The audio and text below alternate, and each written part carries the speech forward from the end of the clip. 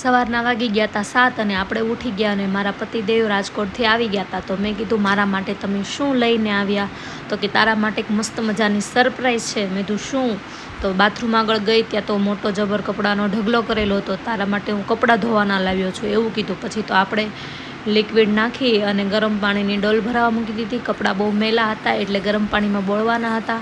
તો હું કપડાં બોળીને કપડાં ધોઈ નાખું અને પછી આપણે આવી ગયા સીધા ભરતનગરમાં રૂપા અરવિંદ સાડીઝમાં. અહીંયા સાડી પણ બહુ બધી સારી હતી અને આપણે તો સાડી તો ઓછી પહેરીએ એટલે સાડી નથી લેવાની, એટલે આપણે એક ટ્યુનિક લેવાનું હતું.